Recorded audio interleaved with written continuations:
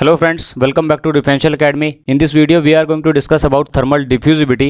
देखिए जब आप जनरलाइज इक्वेशन पढ़ते हैं 3D कंडक्शन के लिए तो वहाँ पर एक टर्म इंट्रोड्यूस होती है अल्फा, जिसे आप डिनोट करते हैं थर्मल डिफ्यूजिबिलिटी से। ठीक है, अब थर्मल डिफ्यूजिबिलिटी है क्या, उसके क्या क्या जनरल लाइफ में सिग्निफिकेंस है वो जानते हैं। सबसे पहले बात करते हैं इसकी प्रैक्टिकल डेफिनेशन की। इसकी डेफिनेशन है it is the ratio of thermal conductivity divided by thermal capacity. ठीक है, और बेसिकली इसको डिनोट करते हैं अल्फा से। और थर्मल कंडक्टिविटी आपने पढ़ा होगा, जैसे हम फोरियर लॉ में डिस्कस करते हैं, हमने फर्स्ट लेक्चर में भी कवर किया था कि Q इज इक्वल टू के A D T by D x. ठीक है, वहाँ पर Q है heat transfer in kilo joule या जूल पर सेकेंड, और इसका यूनिट हम वाट लेते थे।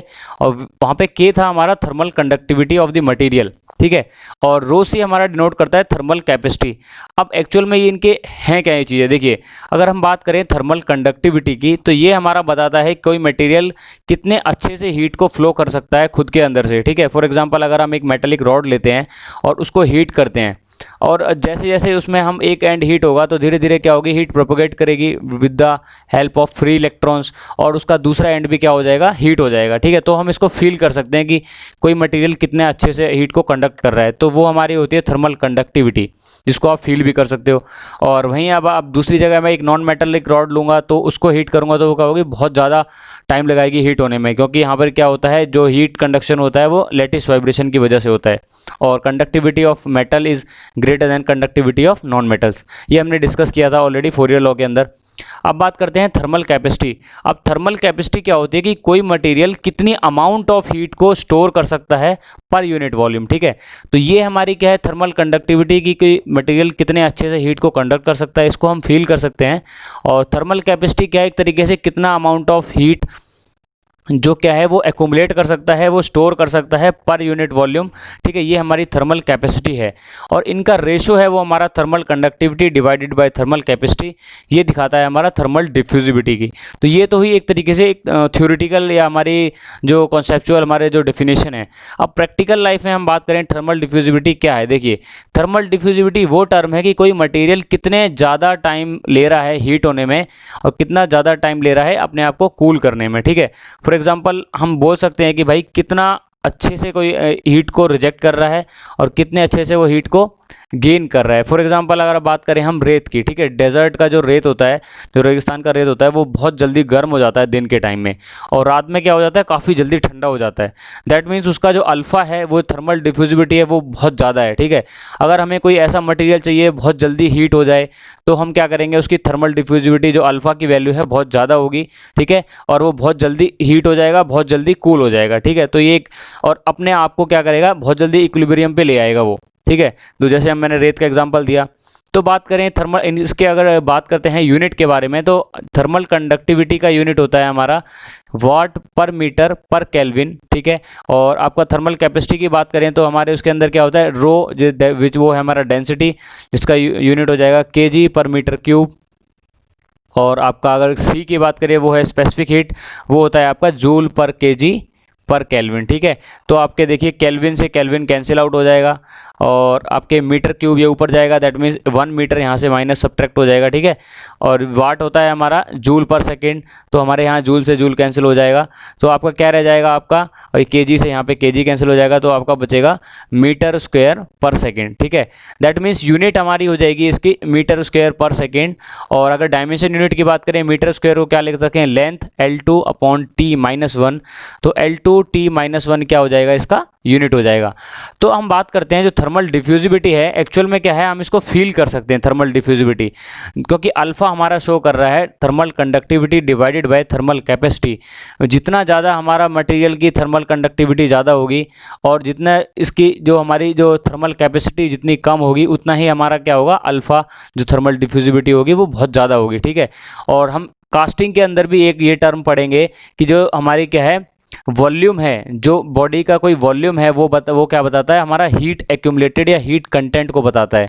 और एरिया होता है, जो सरफेस एरिया होता है वो बताता है हमारा हीट ट्रांसफ़र रेट कितना ज़्यादा होगा। जितना ज़्यादा सरफेस एरिया होगा हमारा एटमॉस्फेयर में एक्सपोज, उतना ही अच्छे से क्या होगा, हमारा हीट ट्रांसफ़र होगा।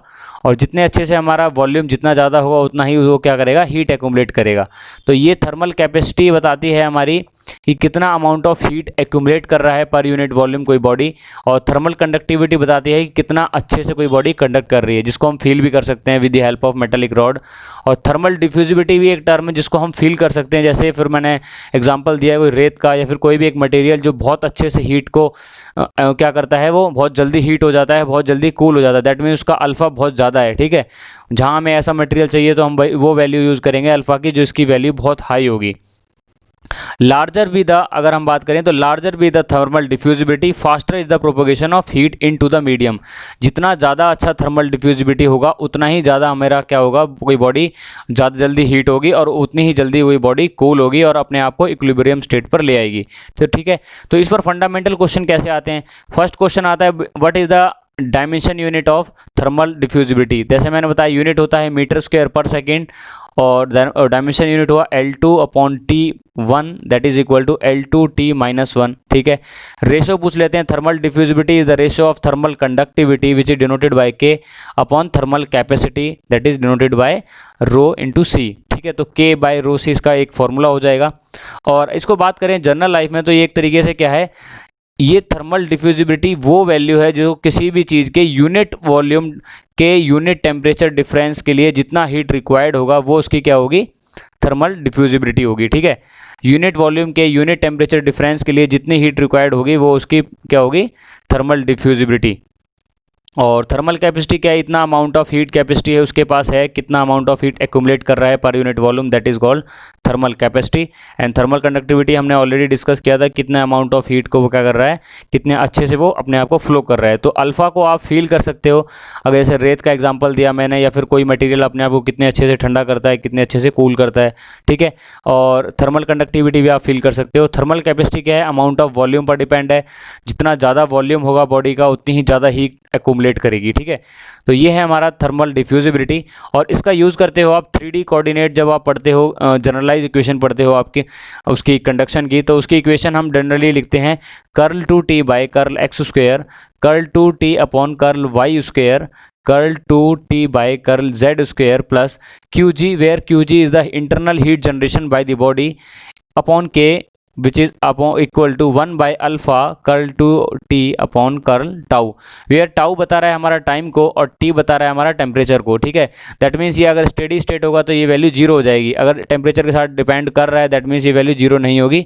तो ये अल्फा बताता है हमारा थर्मल डिफ्यूजिबिलिटी को, और ये बताता है कि which is equal to K/ρC thermal conductivity divided by thermal capacity. ठीक है, तो ये टर्म है हमारी जो यूज़ होती है थर्मल डिफ्यूजिबिलिटी। और higher the value of thermal diffusibility indicate the material quickly come into equilibrium state with the surroundings. जितना ज़्यादा अल्फा ज़्यादा होगा उतना ही जल्दी मटेरियल अपने आप को सराउंडिंग के साथ इक्विलिब्रियम स्टेट पर ले आएगा। फॉर एग्जांपल अगर गर्म है तो बहुत जल्दी धीरे धीरे क्या होगा, हीट रिजेक्ट करना स्टार्ट कर देगा सराउंडिंग के साथ, और क्या होगा, इक्विलिब्रियम स्टेट पर आ जाएगा। तो हमें रिक्वायरमेंट जैसी होगी वैसा ही बॉडी यूज़ करेंगे, अच्छा डिफ्यूजिव मटेरियल यूज़ करेंगे जिसका अल्फ़ा ज़्यादा होगा, या फिर हमें रिक्वायरमेंट है अगर हमारी जो थर्मल डिफ्यूजिबिलिटी कम रिक्वायर्ड है तो हम कम अल्फ़ा की वैल्यू वाला मटेरियल को यूज़ करेंगे। ठीक है, तो ये है थर्मल डिफ्यूजिबिलिटी। और नेक्स्ट लेक्चर में हम कन्वेक्शन को स्टार्ट करेंगे, तो stay tune to differential academy. Thank you very much.